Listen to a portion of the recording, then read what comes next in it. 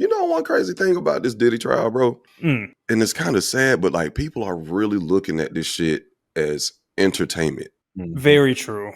And the way they having like some conversations around it and just the reaction around it. I mean, because there's some wild, almost comedically villainous shit going on. Yeah. But it's kind of like taking. I feel like they're kind of like dehumanizing Cassie in a sense in terms of like and how they just go about the conversation. Like this isn't an actual victim; it's just for our entertainment and nothing else. Like it's just a spectacle. It's not surprising. I think I would be surprised if it wasn't that way. I think there's also two elements of like that. A lot of Diddy's victims were black women and black men. And I think that also leads to a cycle that really devalues those two groups as victims because that didn't happen as much for some of the other situations that were like similar volume, I think. So I think that's one thing. But I was watching Deontay Kyle from the Eggs and Grits podcast. And he said something about the booty warrior. And this is a thing that I've brought up when we've talked about it on here, which is that like we turn weird shit into entertainment where it's like this is a character a real person whose whole thing is that he rapes men. He's a rapist of men specifically. And it's made into a comedic character. And then, when that real person gets out of prison, people are like, oh, we should put him on a TV show or a podcast. And it's like, his whole thing, he's famous for being a rapist. Yep. He brutally rapes grown men. That's what he does. So it's like, you know what I'm saying? And people giggle a little bit. People have a little, they mouth curl up a little bit on it. And it's like happening to me right now. I know right? It's And so it's like, so I'm not surprised by like what you just said about Diddy. And then we go, here's another serial rapist. And you can't help but giggle a little bit. So I'm not surprised. There's a whole lot of before we make this a little personal, let me just defend myself real quick. You can say it, but I can't. It's not just you, Josh. Like a lot of people laughed at like the Boondock sketch, for example. Bro, that's what I'm thinking about. I'm not gonna leave you out there like it. Yeah, bro. That doesn't make it right, but we did it. Yeah, for sure. But God damn. Yeah, you're right. Because I mean, at the end of the day, when it does happen to men, the energy around it is very different for sure. For sure. And honestly, I was terrified of that motherfucker, like, because he was dead ass serious. Like, it's just comedically villainous. Like, and just to know a nigga dead ass serious with this shit, like, bro. And the fact that, like, he's on like YouTube shows, Desi Banks just did a skit with him. Yeah. Like in jail. Like they did like a skit like in jail and the end of it. Desi is be on some weird shit. I don't fuck with Desi Banks. Like, I'm sorry if that fucks us up, but like that nigga is corny as fuck to me. Sorry. I'm sure ain't for everybody. That's for sure. Yeah. He fakes his fucking accent. Like that shit just fucking. You said as much, yeah. Yeah, like he fucking fakes his accent. Like the motherfuckers. Anyway, whatever. Is he even from Atlanta? Okay, the nigga's from DeKalb County, and I'm gonna soapbox just a little bit. There are multiple Atlanta accents. I don't know if people fully understand that. Just like there are different Boston accents, right? Like a Southie doesn't sound like everybody else, right? This motherfucker is from East Metro Atlanta, and he's parodying an extreme version of a West Side Atlanta nigga accent. The nigga's fucking faking that shit. That's not what the nigga sounds like. The nigga's fucking corny to me. This just adds on to the perception of him being corny with this whole perspective, but whatever. Yeah, now doing a black accent as a black person is permanently, like not to do a bit as an impression, but permanently is actually wild. I don't particularly find him hilarious, but he's got some shit that I giggled at. Take him to leave him, yeah. But so back to Diddy. The weird thing about this is I saw like on day one, I remember like Lauren LaRosa, like she's been like doing a pretty good job of like reporting it on the Breakfast Club because like she's actually going to the courtroom and like taking like notes and stuff. And she was like, I don't know, like the defense kind of like might have won that day. Which is insane to think. I mean, for individual, it's like but it's like how you build in like a case or defend a case. It's like we got video of this dude like beating her, like a live witness. Like this is the primary. This is Exhibit A, nigga, alive and breathing, pregnant on the stand. And the defense might have took it this day. You know what I'm saying? When you're in a court, a lot of times you're defending on a particular. You know what I'm saying? They give. Especially in a Diddy case, it's like it's 90 goddamn charges or some crazy shit like that. And it's like, cool, he might get found not guilty, which doesn't mean innocent. It just means we weren't able to prove it beyond the shadow of a doubt, which is a huge burden of proof for like 20 of these.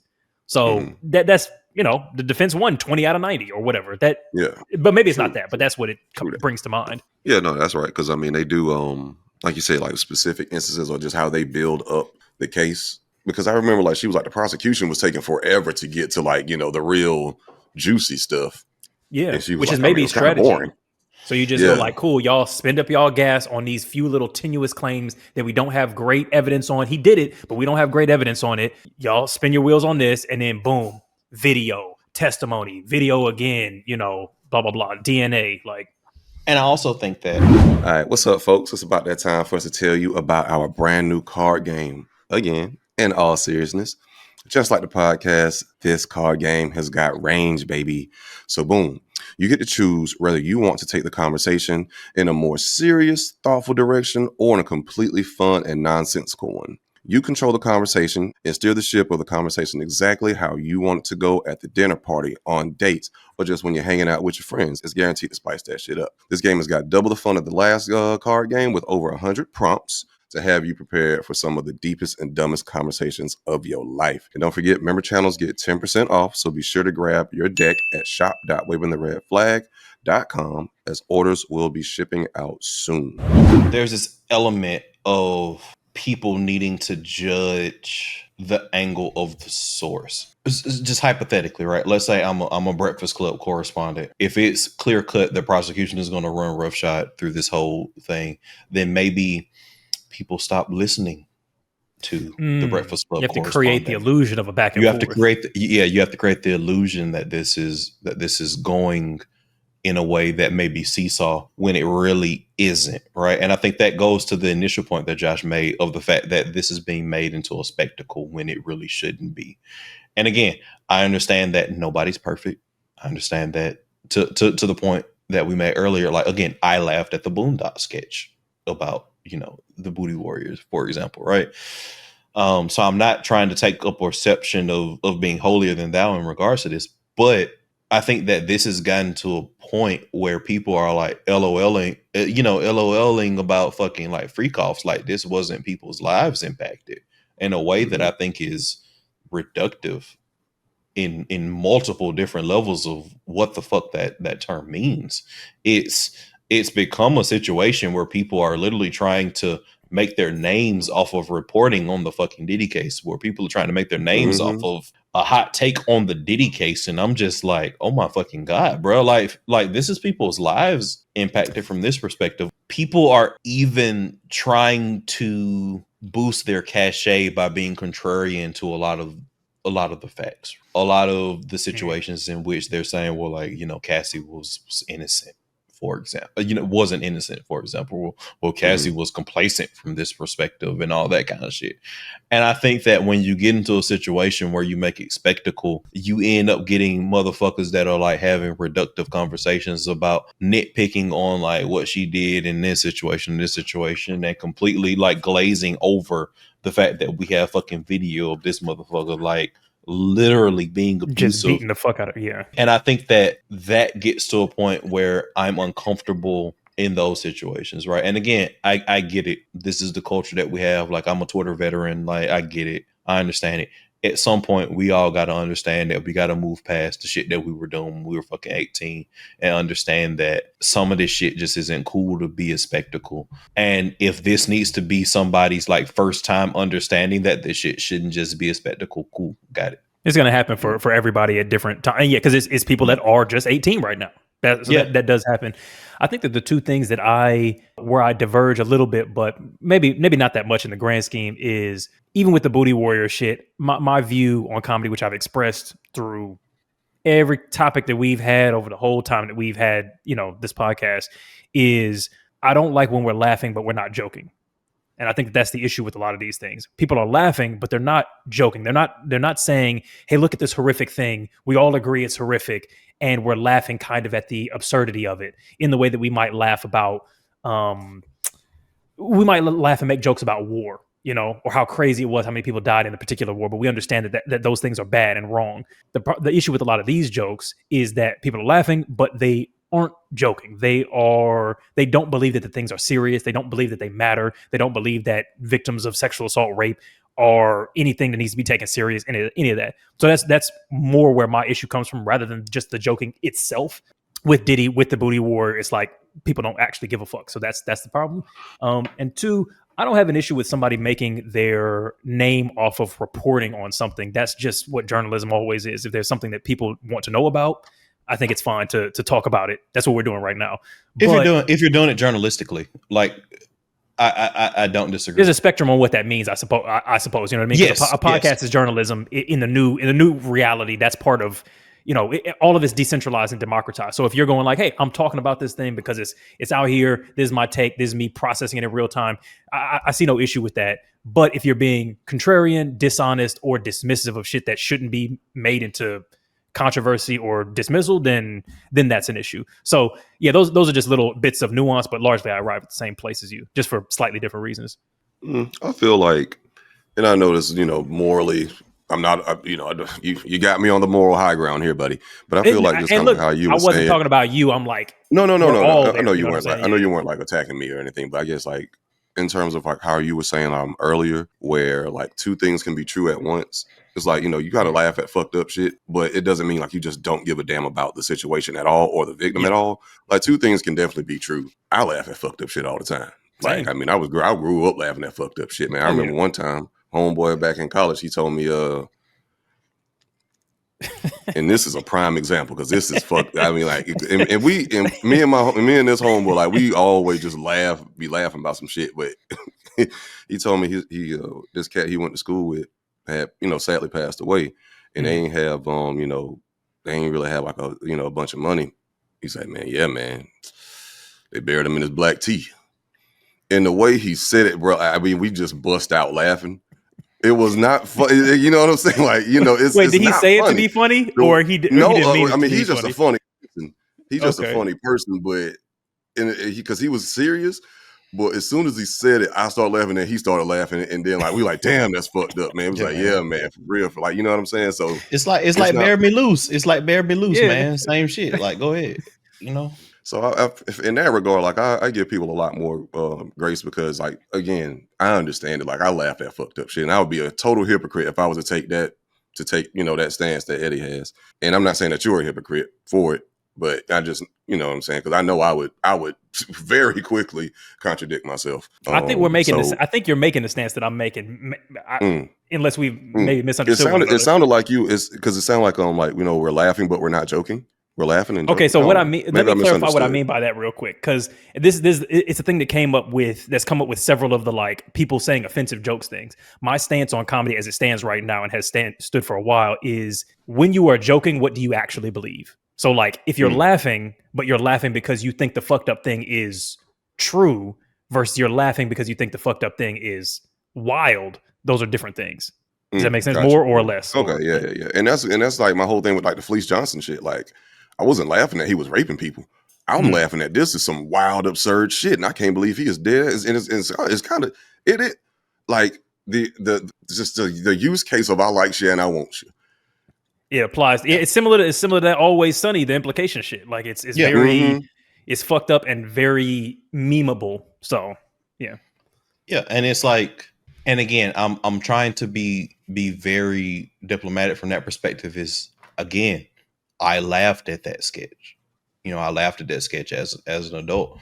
I do think that Eddie provides some very because y'all be drunk on the podcast all the time, but obviously y'all we hold it the fucking together, right? So you're 100% right. Let me ask you this question, so I had to switch the juice. Let me ask you this question, Josh. How you feel about circumstances where you're at like the cigar bar, where you're just like talking with your fellas? You know what I mean? I like it. You know what I'm saying? It's very communal. A lot of smoke in the air. It's very classy. That's what I'm talking about, man. That's the kind of vibe that we're looking to cultivate in our community here at Raven Red Flag, the wet flag. Wet wabbits. We be drinking. We have a good time. Make sure that you're becoming a member of the YouTube memberships. Making sure that you're joining on Patreon. Partake in the Discord channel, which has a lot of like-minded individuals where you can get similar vibes. So we've been posting the content in shorter form. If you prefer the longer form, you get that as a part of your membership. You can get the stream whole the Snickers bar. entire Snickers bar. If you want the big piece of chicken, join the community. King size, baby. Make that happen. As a part of it, you also get discounts for merch. So we have our upcoming card game. In all seriousness, if you're a member, you get 10% off from that perspective. Thank you. Eddie provides some very poignant nuance into that perspective in terms of underlying like beliefs and thoughts in terms of how that drives what we're laughing at. I think that's like completely valid. I do think that it is still relevant for us as a people to question whether or not we should be laughing at it. I think asking the questions pretty consistently that Eddie basically posed is something that we should be doing fairly consistently. And I think that for the Diddy trial, bringing it home, I think a lot of people aren't asking themselves those questions. I think that it will be a little bit better conversation for victims and for the culture if people were asking themselves the questions about where people stand in a similar fashion, the way that Eddie has presented that nuance. And again, I'm not trying to demonize anybody. I'm not trying to villainize anybody. We're all at different places for that perspective. Everybody can grow. Everybody can do all that kind of stuff. People change. I've changed. I've grown. I've had to do all that kind of shit. Opinions change.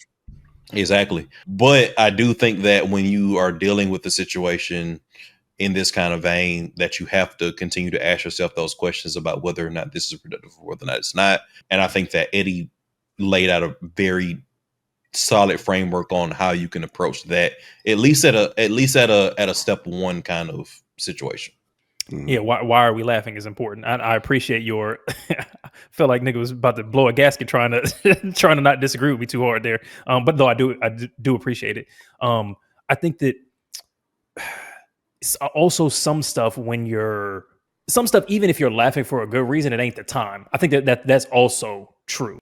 Because it's not just what do you believe about the thing that you're joking about. It's what do the people who hear and see you laugh think about this thing. And sometimes we need the cultural capital of this shit is serious to, for instance, help get justice in a real material way. You know what I mean? When you're talking about like juries are formed up of people who have been to comedy shows and who have heard certain rhetoric and who have laughed at certain jokes. And that changes what they think a situation is or isn't.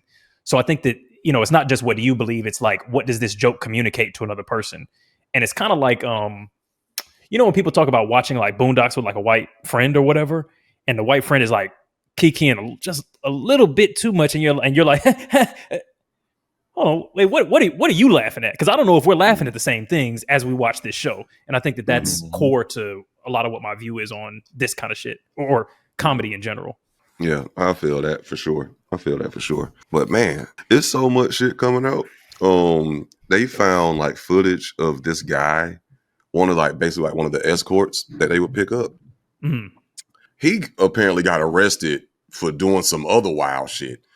And like they got videotape of him basically I guess in the interrogation room. And mind you, the shit that he got arrested for had absolutely nothing to do with Diddy and Cassie, but he just brought this shit up out of nowhere. He's like, Diddy and Cassie, you know who that is? He's like, yeah. I was basically their sex slave. And then he just started just going off and all the shit that they was doing. And this, mind you, like this was a while ago. Like this video just so happened to surface. So this shit is not a game. Like it's very much true. Like allegedly true. Like, I don't even know if you can say, like, I don't even know if I get in trouble saying allegedly. I don't even know if I said this word. This shit is 100% true. Allegedly. Allegedly. What the fuck is that? Yo, yeah, bro, big fact. I don't just think it is. I know it might be true. This is the knowledge.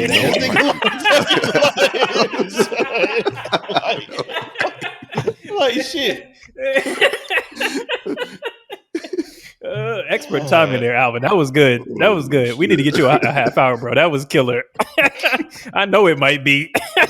Like, fuck. Oh shit, that's hilarious. You gotta protect yourself. You know what I'm saying? Yeah. It makes you immune from all. You get libel or whatever the other shit. What's it called? What's libel and smudge? Libel and slander? Libel and slander. Oh, Yeah, I was about to slander, say gotcha. slither. Yeah, slander. Yeah, gotta be careful. You know, it's a lot of alleged shit going on.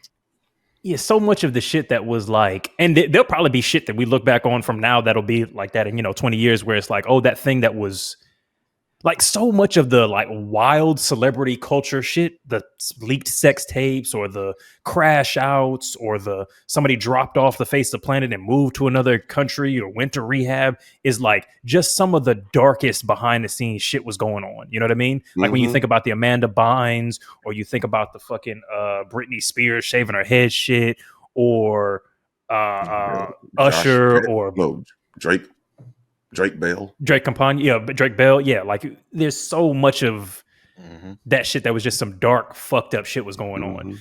Not surprisingly at all. Yeah, but Aaliyah, like all of Aaliyah's life was just some crazy sex trafficking, child abuse shit, and it was like that was just you had niggas, died. You had niggas that were like fucking in their mid-20s. Like getting on interviews being like, oh, I was fucking in love with Aaliyah. Like I revisited that like not that long ago. Like Timbaland was fucking like in interviews fairly recently saying like I was in love with an underage Aaliyah. And we just let that go. Let the motherfucker just kept making hits. Crazy. The norms have changed. I wonder what he would think about that now. Because I think, the culture has 5 whole years later or some shit. Like that shit's fucking. Oh, that was wild. recent. Oh, my fault. That shit's fucking. That was some old. He was a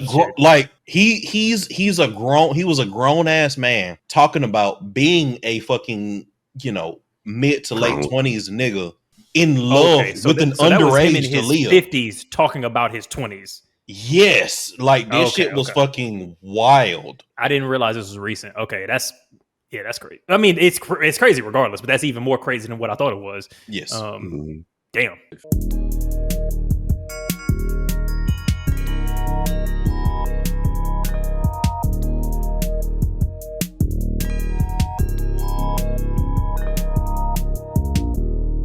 It's a red flag.